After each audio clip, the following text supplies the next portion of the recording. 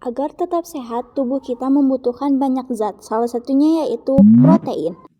Sehingga protein harus dibuat di dalam tubuh kita. Proses pembuatan protein ini dikenal sebagai sitosis protein. Tapi pernah nggak sih kita bertanya mengapa tubuh kita harus membutuhkan protein?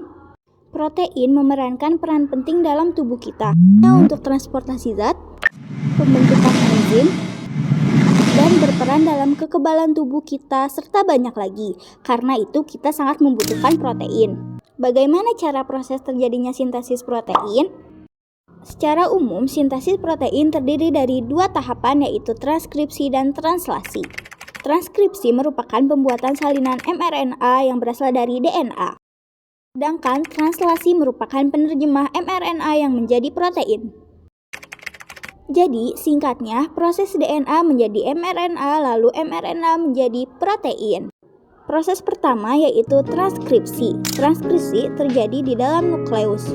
Ada 3 tahapan yaitu yang pertama adalah inisiasi, yang kedua adalah elokasi, dan yang ketiga adalah terminasi. Saat terjadi transkripsi DNA yang terkandung di dalam nukleus akan dihampiri oleh RNA polimerase.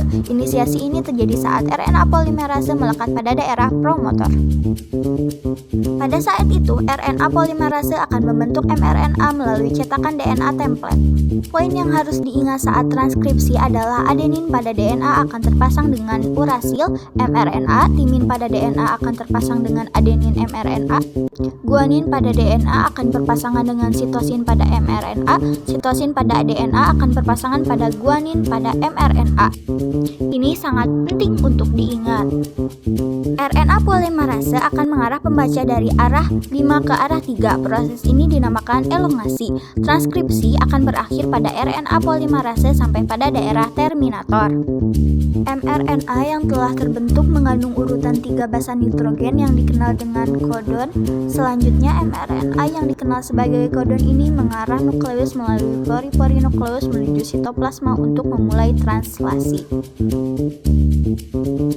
Setelah menyelesaikan tahapan transkripsi, mRNA yang berada dalam nukleus akan berpindah di sitoplasma tempat ditemukannya ribosom. Hal ini melanjutkan untuk tahapan translasi.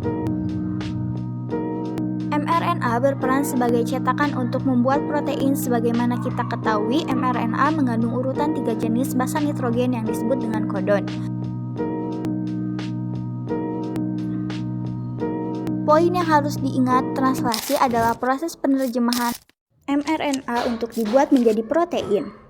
Hal yang harus diingat juga dalam translasi adalah aturan memasang basa nitrogen. Pada translasi, A pada mRNA berikatan pada uTRNA, U pada mRNA akan berikatan pada aTRNA, G pada mRNA akan berikatan pada ctRNA, C pada mRNA akan berikatan pada gtRNA. Halnya dengan transkripsi, translasi juga memiliki 3 tahapan yaitu inisiasi, elongasi, dan terminasi. Tahapan inisiasi dimulai saat ribosom subunit kecil terikat pada mRNA. Ribosom subunit kecil ini akan bergerak dari arah 5 ke arah 3. Ketika sudah menemukan kodon AUG, tRNA yang membawa asam amino metionin dan antikodon UAC akan terikat dengan mRNA. Maka ribosom unit besar akan datang dan akan terikat juga bersama ribosom subunit kecil untuk melengkapi proses inisiasi.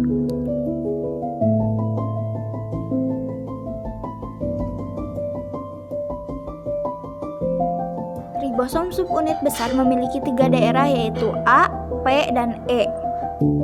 Saat terjadinya proses elongasi, asam amino yang lain akan dibawa pada rantai mRNA oleh RNA transfer dengan membawa antikodon.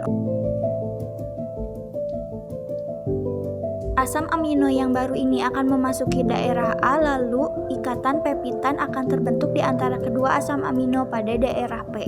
Saat itu ribosom akan berpindah kepada triplet kodon lain yang ada di mRNA sehingga tRNA yang sudah melepas asam aminonya akan berada di daerah E dan bersiap untuk keluar. Kemudian daerah A bersiap untuk ditempati tRNA yang baru. Siklus ini terus berulang sampai pada tahap terminasi. Terminasi terjadi ketika salah satu 3 stop kodon berada di daerah A. Kodon ini dikenal dengan protein sebagai protein relase faktor. Saat relase faktor memasuki daerah A, secara otomatis polipeptida rilis dari ribosom dan ribosom pun akan terpisah dan bersiap melakukan translasi yang baru.